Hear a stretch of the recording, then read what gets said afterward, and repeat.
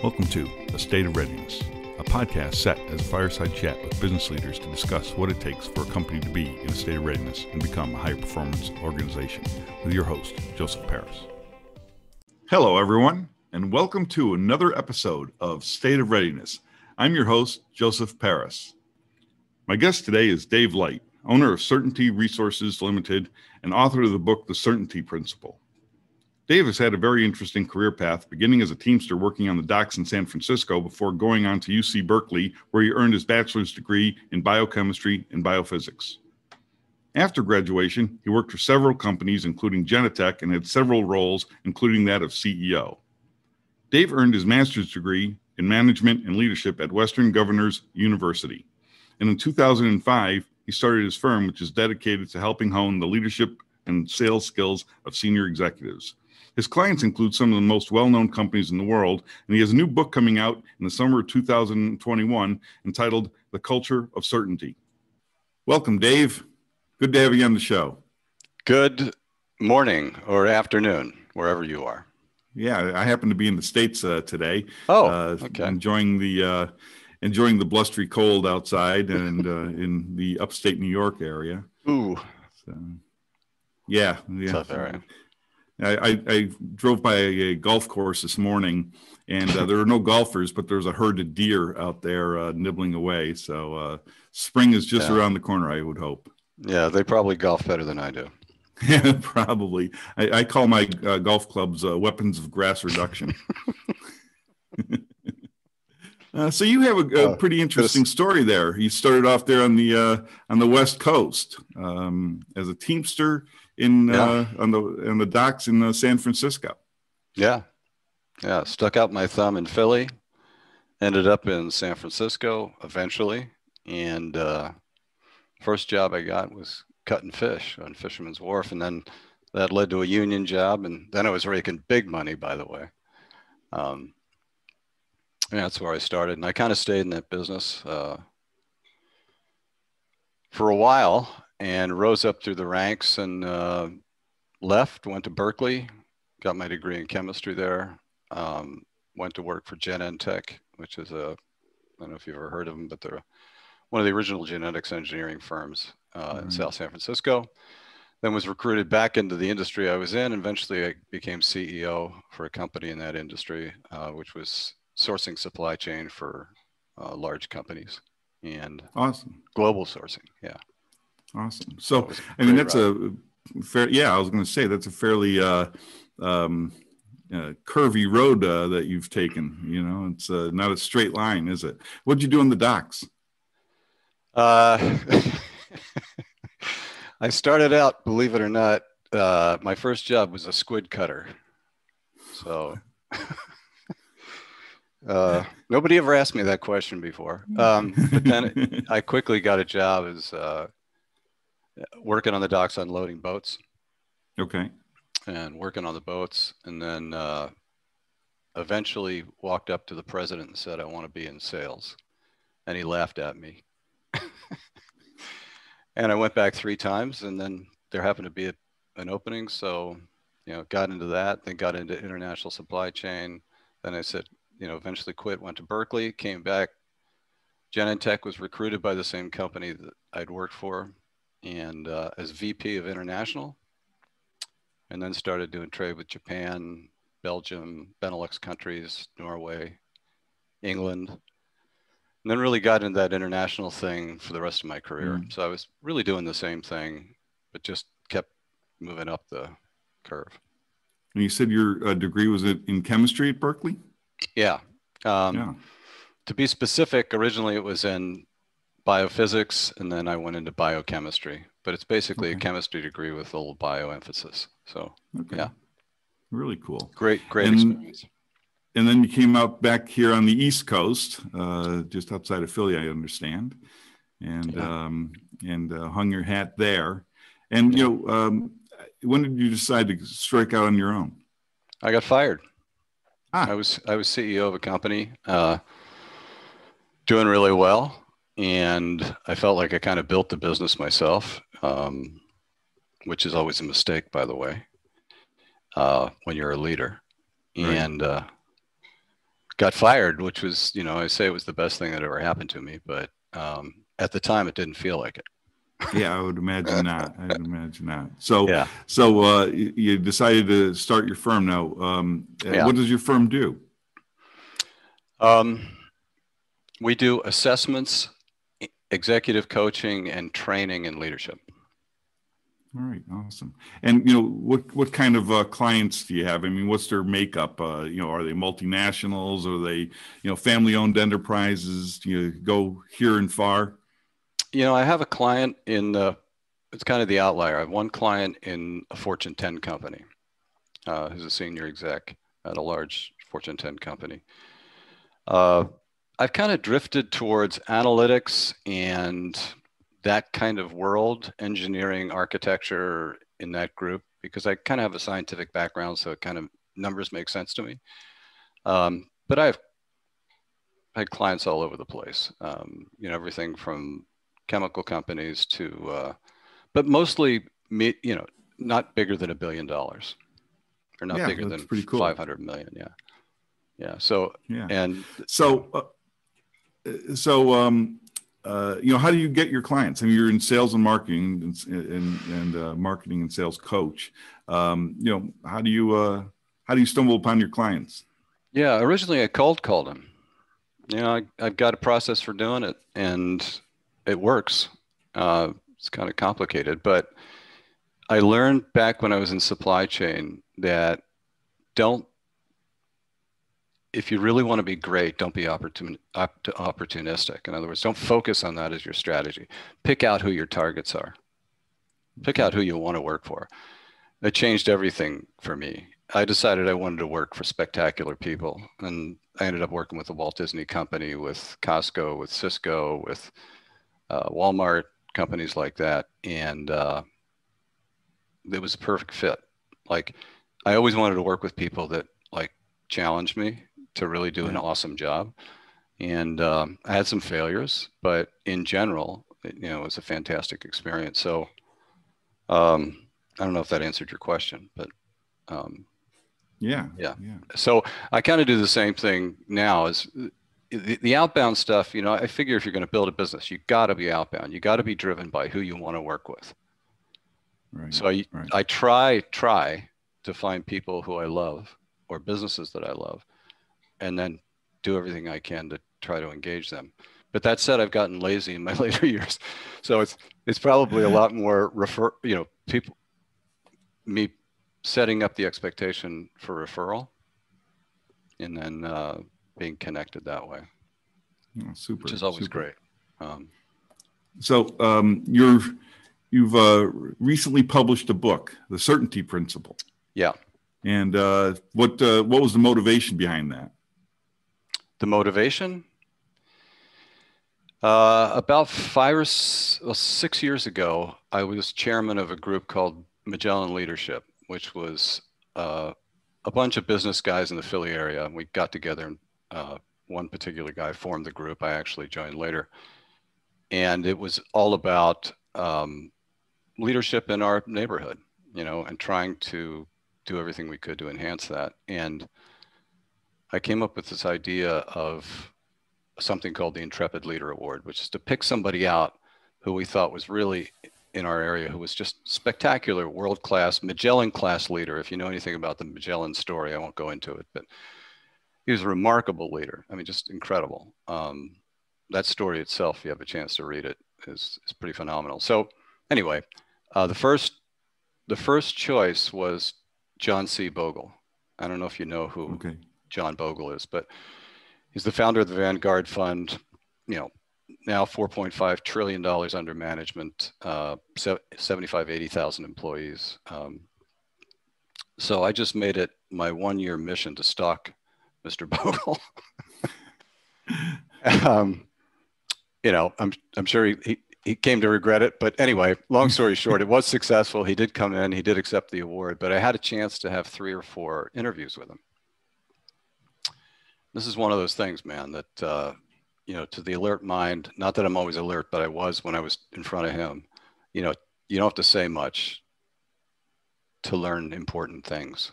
And he made a statement to me that just, it was like a lightning bolt. It was like, wow. You know, I was trying to crack the code on this guy's leadership style. And he was like, yeah, leadership thing, that's not really my gig. You know, I just run my company. I'm like, yeah, really? You have like 5 trillion under management, right? It's like, leadership is not your thing. He didn't want to talk about it, but he gave me one tidbit at one point in the conversation. It was like, okay, this is telling me something important. And that was the genesis of the book. Really? How long did it take you to write the book? Wow. Like 4 years.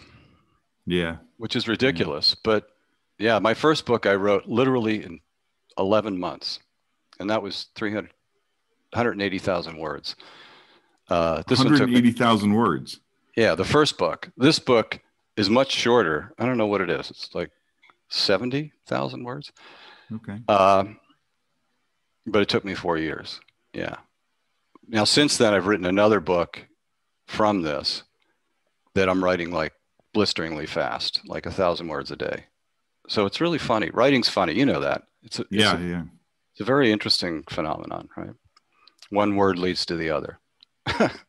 You know, it was funny when, you know, there's so many, you know, tips and tricks people have, like, you know, set aside 2 hours a day to write and blah, blah, blah. And I couldn't do that. I was one of those guys that, you know, all of a sudden it would hit me and you know, like 5,000 words in an hour. But then of course I'd have to get rid of 1,500 of them. But, yeah, isn't that the truth? You know, the rewrite. Just like, it was just like, you know, it came in fits and spurts. And, you know, I would get inspired in the strangest places. You know, the shower was like one of my favorite places to, you know, get inspired. And I would, you know, come out dripping wet and, you know, hit in front of the keyboard and go at it for a half hour. Or I'd keep a notepad next to my bed. And, you know, if I had a thought, you know, I'd jot it down real quick before I forgot. It was just that way. I don't know. I guess, you know, some people have a discipline, or maybe they have, you know, something where they could sit down and write, but, you know, that wasn't me. You know, writing's funny, right? And by the way, the ability to write in volume is not a proxy for good. Right. It's not, you know, just because you write a lot. But I will say the first book, I made up my mind to write 1,000 words a day. And I did use that system. And if you want to write fast, it works. Yeah. And that, you know, that book wasn't too bad, but it's a novel, so it was a little different writing. But so okay, because I was wondering, geez, you know, you said 180,000 words was the first one? Let me get this right. There's 320 pages, about 300. It's about it's about 110,000 words. Okay, like well, that's still quite the tone. No worries. Yeah. So super. So it probably started at 180. and then the editors get to it. Oh God. Yeah. That's super. So who's your intended audience for your book, The Certainty Principle?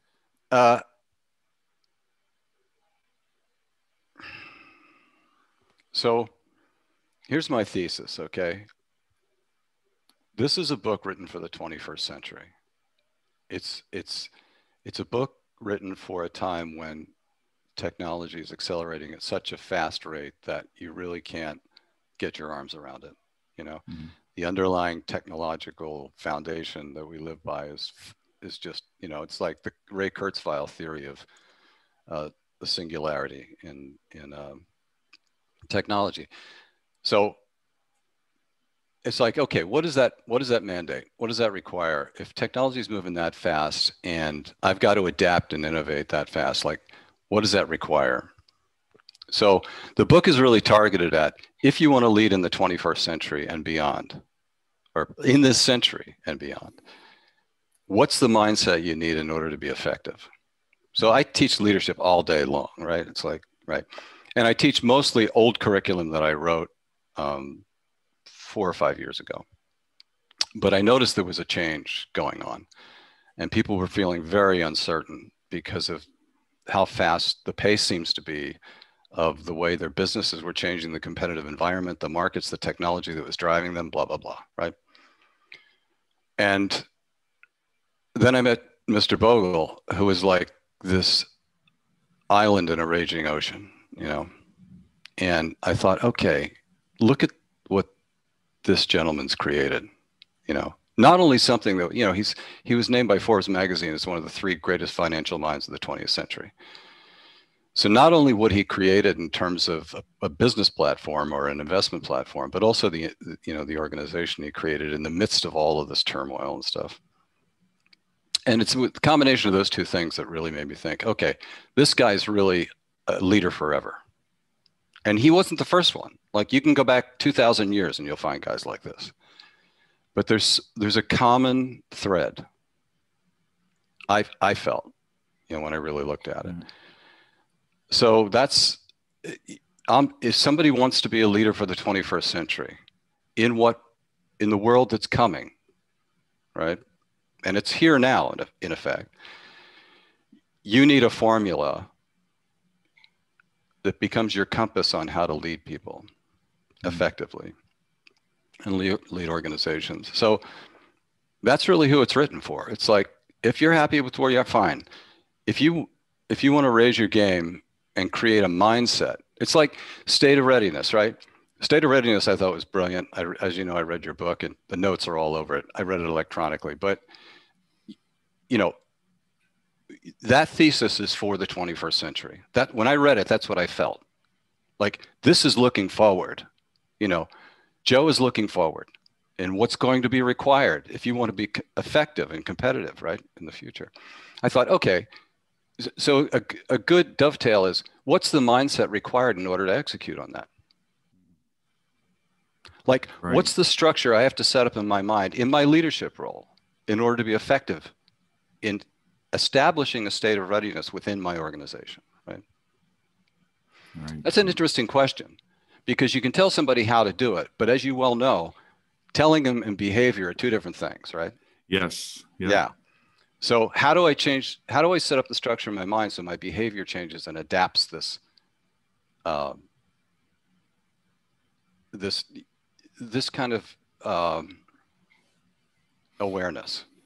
And that's who it's written for. It's like, you need to get your mind hip before you tackle what's coming, or else you're going to get crushed, you know. But how do you change is very, very difficult, as you know. There's words on a page, and then you have to internalize it, and you have to say, how does it affect me? Then you have to do a self-assessment, right? I mean, because oftentimes we don't see those characteristics in ourselves, things that might be our superpowers or things that might be our Achilles heels, because we just don't know any better. So it really is challenging to read an idea and say, am I this person, or can I be this person? And then wherever you're lacking, work every day towards, the betterment of yourself. I say there's a great catch line that I actually came up with after I wrote the book, but it's the mandate over the man. Yeah. That's really critical to the certainty principle. It's, do you understand what you're doing and what you're here for and what your compelling purpose is? And is that important to you? Now, if it's not, you don't count. And in the book I write, you're fertilizer. I mean, I'm a little dramatic about it, but that's basically what it boils down to. However, if you have this compelling need, right, to reach that level, yeah. So, once you are able to recognize and improve yourself, now, a leader is not a leader except that people are following, right?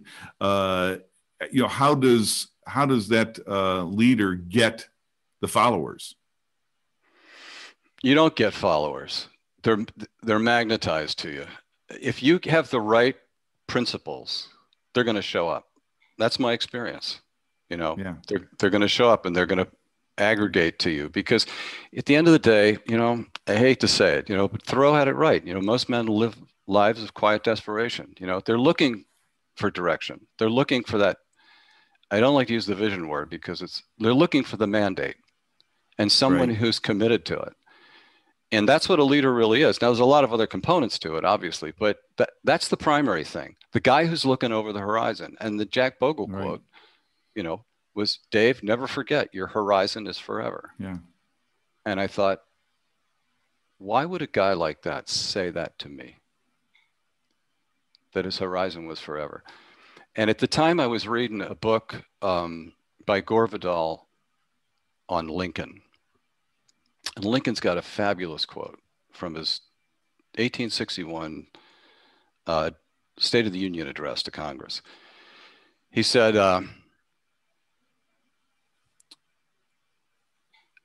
you cannot escape history. No relative significance or insignificance will spare one or another of you. The fiery trial through which you pass will light you down in honor or dishonor to the latest generation. We here, hold the power and bear the responsibility. I happen to have read that at the same time. I had this admonition from Mr. Bogle, and I kind of put the two together. And I said, you know what? You don't ever escape history. The actions you take are absolutely indelible in every next manifesting moment. So if you're a leader, you better take that seriously, right? You better take seriously your part in, and Lincoln saw himself historically. Bogle saw himself historically, right? And every great leader, I think, sees himself historically. I was just reading about Master Chemical Company, which is an old client, and the guy who founded the company. I read his value line, his byline, and he said the same thing, right? He was here to affect the planet, the world. So I think all great leaders really see themselves historically, not, by the way, not in a vanity way. This is important, not in an identity way, in an obligation way, right? It's necessary in order for them to leave this planet feeling like they've done what they're supposed to do. So, anyway, the book really keys on that. It really keys on that thing. Okay, so what is the formula required in order to manifest that kind of mentality? And I came up with 5 components, right? The first, limitless horizon. You got to see your obligation as forever, like the Jack Bogle. The second is your mandate. You better manifest your mandate or your fertilizer. Right. The third is accounting or what I call income. You better take stock of what you're creating and what you're doing and what you're accomplishing and what you're achieving, and this goes pretty deep and wide, but the overall arc here is betterment of man somehow, either on a small scale or large scale, right? But there's 2 other components in the denominator, which are outcomes and identity. And outcome dependency is the road to hell, and identity is another road to hell. People who are outcome reliant are fearful and regretful. People who are identity bound, this is half the book, but identity is just a dangerous thing because it doesn't exist. It's a manifestation of brain mechanics. But yet people, because they're existentially vapid, tend to cling to identity. Why? Right. Because that's all I got. I got the way I feel. Well, unfortunately, that's not an efficient operating principle. Right. If I attach myself to identity, just think of all the bandwidth I'm consuming that could be focused on my mandate, right? So that's the formula. But you think about in contemporary times in the world that we live in today, it's most people all about the self. You know what I mean? And they don't want to, in my opinion anyway, they don't want to improve themselves. They want to improve you. And, I think that's a bit of a, that's a dangerous place to be in. Yeah, it's relative. It's relative. It's a space-time mentality. It's everything's relative. Right. It's that objective type of mentality, which is, by the way, there needs to be a balance. But if you allow yourself to get carried away, and you can get into why people are like that right now, and that's a societal issue. We could, it's a separate whole conversation. Right. But my theory is you know, everything is sinusoidal. Everything, right? So this is swinging. This is a swing. We're very self-centric right now. It's been manifest by all marketing. It's been manifest mostly by marketing, by disruption and the dissolution of church and faith, and the people don't have any purposeful. So, you know, they're clinging to this self and relative self thing. It'll break. It'll eventually break, because it's, you know, this is like Nero Rome, right? Right. I mean, it's like, it's eventually going to go away, and you'll have the Enlightenment. You know, you'll have guys like, you know, Pico della Mirandola and people like that who were, you know, just, you know, this enlightened group, which really set the stage for everything that happened after that, you know, in the 1460s, 1480. Right. But right now we're in that stage, and it'll swing. It'll swing. I'm not afraid for mankind. I just know this is a period we're going through. But having said that, the danger is saying, well, they all and we all, and that's the way. I don't care about that. Yeah. If you notice, the entire book's written in the first person. There's a reason why it's done that way. Because it's up to you. It's up to me. It's not up to you. It's up to me. Right, right. What I do, it's my perspective. If people want to, people can do what they want to do. But I know there's a group of people out there who feel that they have an obligation to their leadership position and want to optimize that in a good way. Yeah. I have a client that one of my favorite CEOs in the world. I mean, he's just a great human being, awesome leader. And he's been in his position for 5 years. And the CEO before him was very autocratic. You know, nothing was approved without his signature on it, and or his involvement. And people were not afraid or not able to make their own decisions. They were afraid. Yep. And he was lamenting to me that even though he's been there for 5 years and he's been, you know, truly, divesting his authority to the people to you know, use their brains and be innovative and take the risks and whatnot.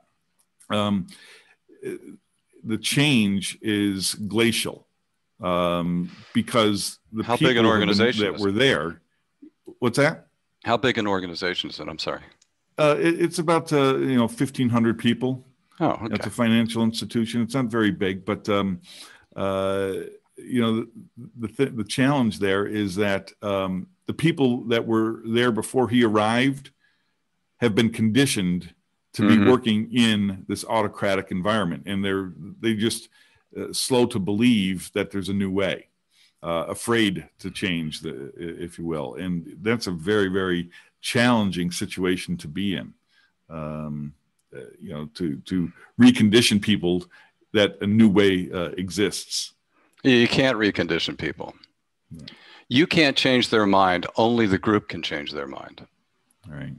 So what many leaders don't recognize, and it's easy to see why, is people are looking at you and emulating your behavior. Yeah. So if you don't have and by the way, you know, you have to accuracy test all the claims that you just made, that he's a great leader and he's doing all the right things. I mean, maybe he is, you know, I'll take that as an assumption, but I would say that people are looking at him, they're paying really close attention, and they're going to emulate his behavior, presuming he takes them in a positive direction, right? But the big thing, you know, I mean, this gets deep into, like, you know, group dynamics theory, but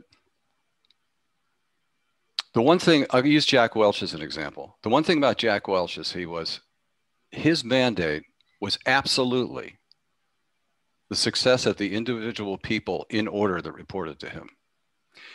And he commuted that thesis to all the people that worked there. If you ever known anybody that worked for GE under Jack Welch, I mean, he was like rabid about it, right? It's all about the success of these people that work here. So the first thing you need to do is turn the spotlight on your people and away from you. And make sure absolutely that the ethic and culture of the organization is, I need you to succeed. I need you. And that gets all the way down to the core. What's the motivating goals and objectives of the people that work in your organization, which was what Welch was great at. right? He knew the heartbeat, and his managers knew the heartbeat of everybody in the organization. That's why it was fabulous, right? Right. People Right. don't, there's a great John Goldsmith quote, people don't care what you say until they know that you care.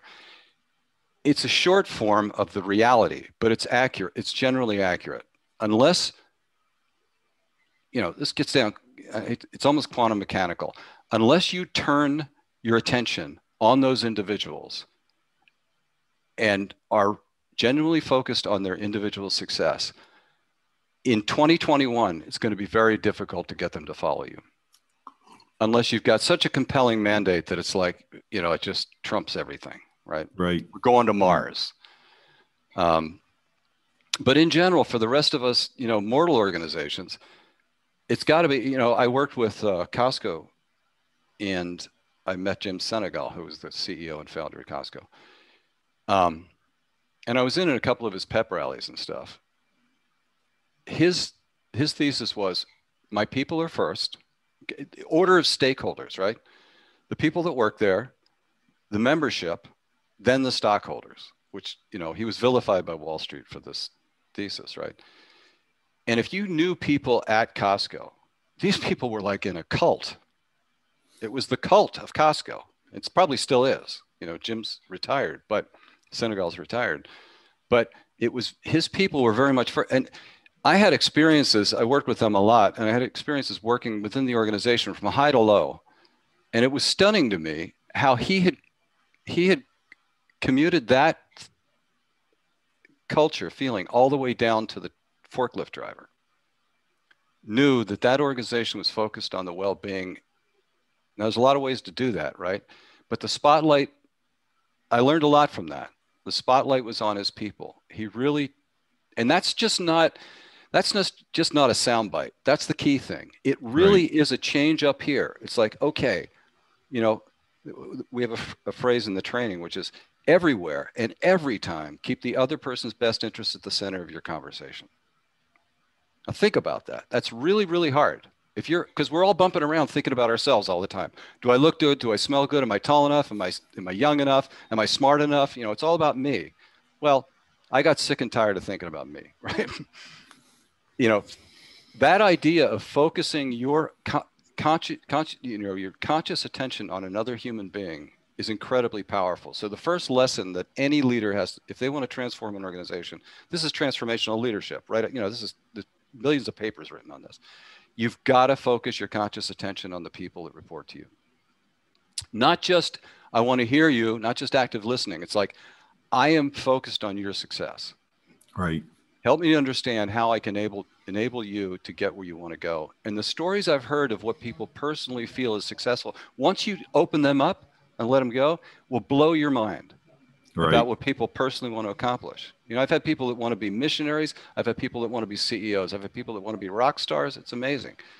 But you have to turn, as a leader, you have to turn the spotlight on those people and acknowledge who they are and what they are. Right. And then everything comes from there. You want performance, you'll create, there's a great military psychologist named Wilfred Bion. Once you do that, and there's a process to it from a group dynamic standpoint, it's amazing the transformation. In Bion's terms, you create what are called, he calls invincible teams. Bion started from the position of, during World War I, he said, how is it that like a squad of guys will climb out of a trench into live machine gun fire? Like, how does that happen? It's like these guys are walking into certain death. Like, how does that possibly occur? How do you create that in kind of invincibility? And he really studied that, right? And I won't go into a whole thing about Bion, but what he came up with is this notion of conscious attention on real issues, on the individual, focus on the individual, listen to the individual, pay attention to them, turn the spotlight on them, allow them to voice their opinion. As people disclose, you get commitment. Right. The more people disclose to you, the more commitment people will have to you. So it's not a matter of leading, let me tell you how this is going to be. It's about allowing people to disclose to a leader, and now they're invested in you. And once they're invested enough, you can't break that bond. I mean, you got to do something major to break the bond of what disclosure achieves over time between a leader and the people that report to him. anyway. So just listening to you here, you must be a voracious reader, because the material that you're referencing, all the way back to antiquities and the leadership of individuals, and psychology and business strategy and business management and leadership styles. I just got to ask, how many books do you read on a yearly basis? Not a lot. Really? Not a whole lot. Probably you just plug yourself into the matrix there and you download it? No, it's like, the inquisitive mind, right? You're going to go after stuff, you encounter a problem and going after a solution. You encounter a problem, you go after a solution. So in a leadership role, it was always like, how do I push that envelope? How did these guys do this? Right. How did they crack the code? So, Marcus Aurelius, Julius Caesar, the conquest of Gaul, Marcus Aurelius Meditations, Plato's Republic, Allegory of the Cave. All those things are fundamental reading, man. 101. You better read that stuff or you're just not going to be that great. Yeah. But then there's others, there's the people you talk to and the people you meet. I mean, I was I worked with fantastic leaders, for fantastic leaders. So a lot of it was, transference, right? Right. It was the chance to be in front of people who really had something beyond the normal. Awesome. And then looking for people that were like that, really transcendent leaders. So you've written a novel, you've written The Certainty Principle, and you're working on a third book. Yeah. I'll assume that's just a third book. You don't have any other books. Well, I wrote a screenplay in between that. I have two other books that aren't published yet. One is called The Proximity Paradox, which is a second novel that goes after the first. I wrote a book called Art of Sales War, which is basically a ripoff from Sun Tzu's book, but I wrote it for like strategic sales, like strategic sales and marketing. Like, how do you really affect that using the rules of Sun Tzu? And then I wrote a screenplay. The last thing I wrote was a screenplay for the first book, which I'm now trying to peddle. I wrote it together with a director in Hollywood. And and then there's TCP2, which is kind of the working title. And the way this is, so that's pretty much written, but it's like compiling it, putting it, which is, I know I'll have to struggle my way through that, but that's probably next. Yeah. Is getting that done.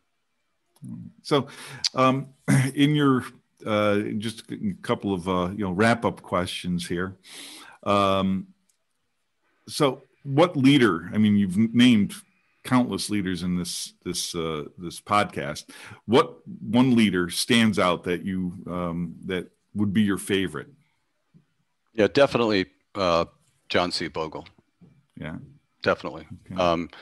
Not only did he build a massively, incredibly valuable organization, he's the author of, I think, 13 or 14 books, most of which I've read. Totally zeroed and focused in on his mandate. Just a man for all seasons, a real Renaissance man. So he would be my choice, the number one by far. Super. This is a bit of a tricky one sometimes that people have to think about. If you had one do-over, what would it be?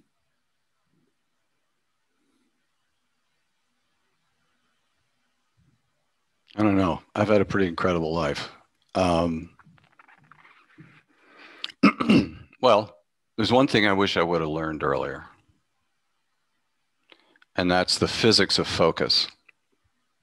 That would have changed things a lot. How incredibly important focus is to human existence. And it should be taught in grade school, but it's not. I mean, actually, the mental mechanics of focusing, because everything manifests from focus, Yeah, that's a very Eastern philosophy, is focus.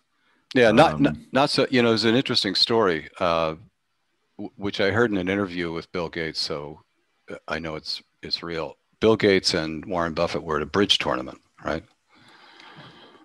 So They were being interviewed by a reporter, and the reporter handed him a slip of paper and said, "Write down one word that you think most characterizes, is most responsible for your success."